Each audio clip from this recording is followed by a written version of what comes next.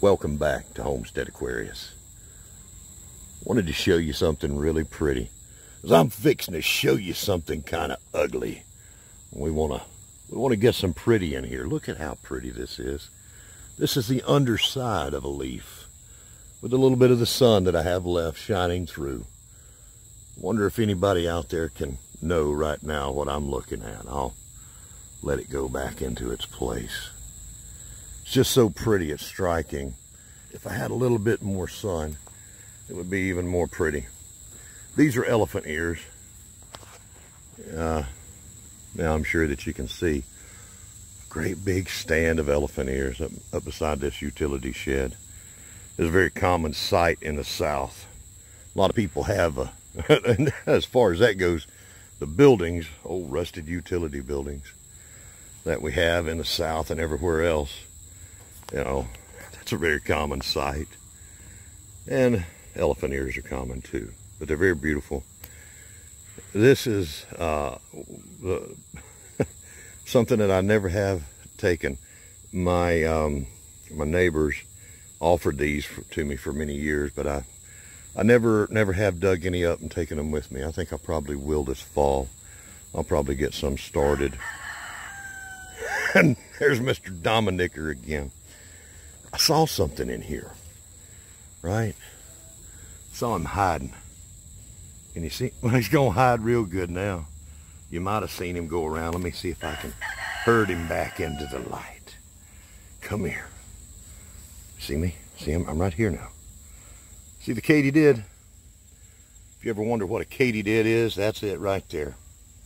Wonderful little creature. Learn about them. Katydids. Elephant ears.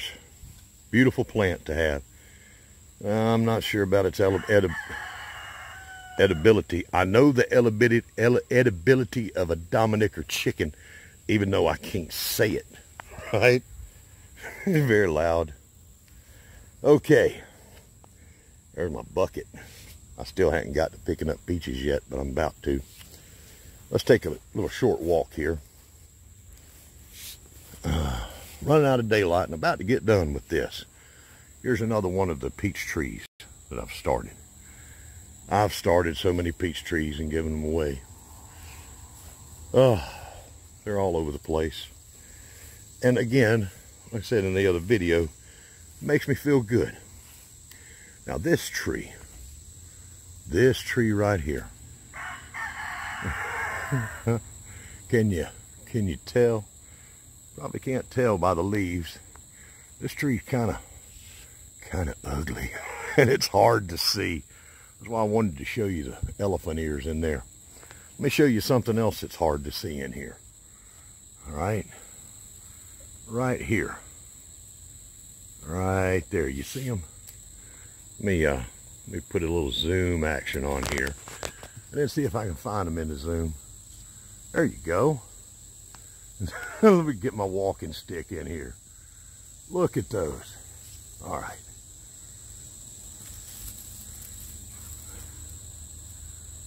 See the pears up there? Now, pear trees are an underestimated fruit.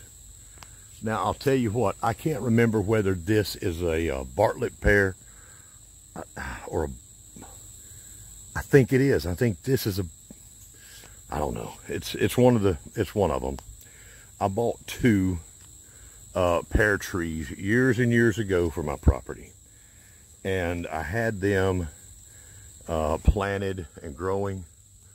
This one, you really can't see it with the backdrop of the other trees. Doggone it. But it's done gotten pretty big, and it's got pears on it, just a few. Because it's in a very shaded place.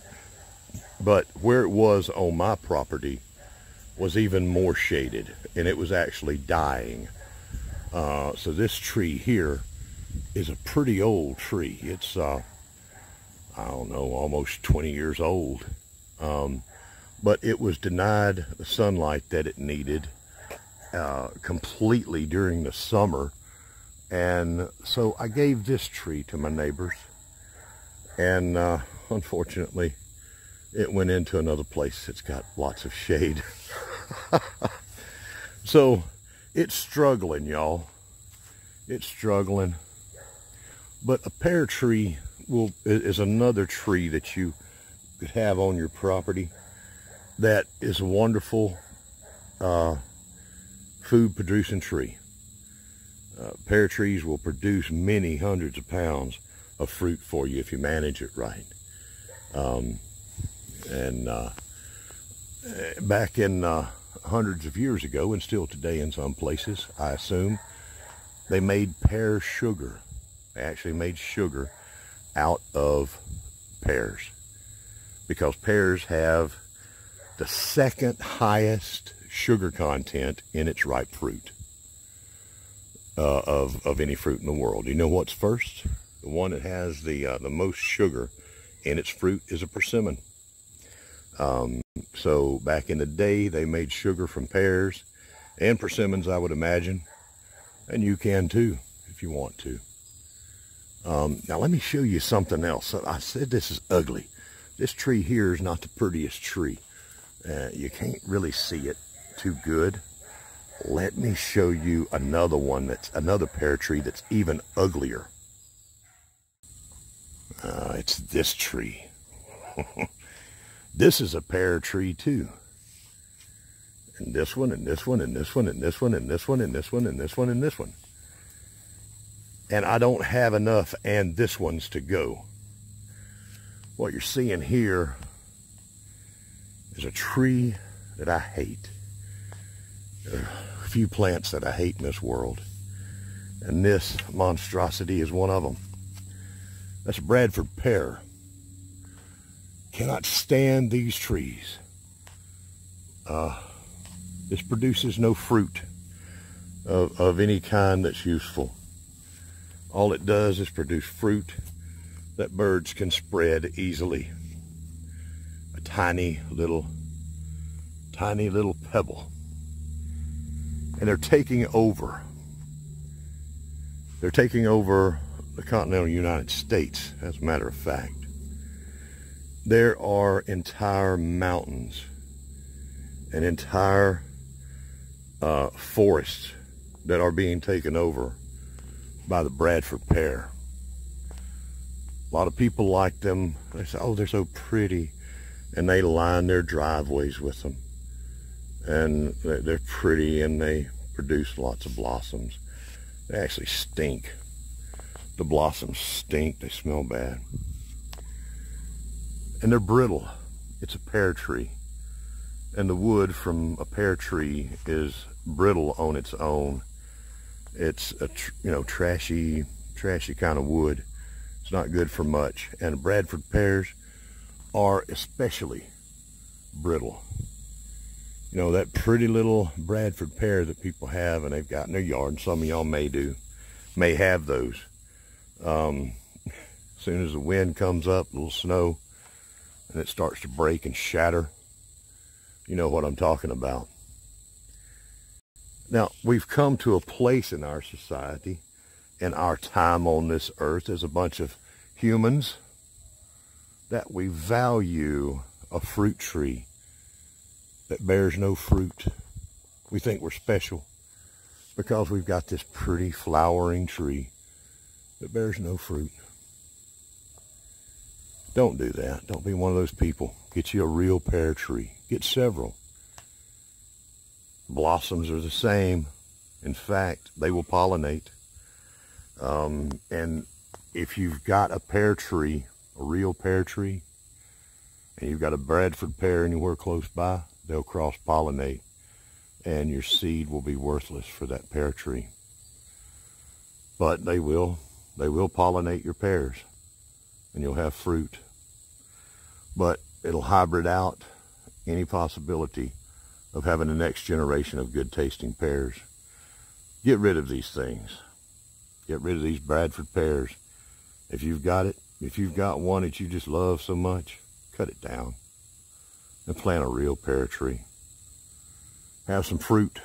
You know, this hasn't been long ago that a property that you would go buy or wanted to sell, if you had fruit trees on your property, it raised the value of the property, because back then that was food. They knew how valuable that was. I think we're going to find that out again. And we'll be more worried about food than flowers. And I hope that you are too. Get you some real pear trees. Get you some real fruit trees. And get them going. Grow them for yourself and propagate them for other people that are down the line from you. Help yourself, help your family, and help people that you won't even know. And they won't know your name. That's how societies grow great, right?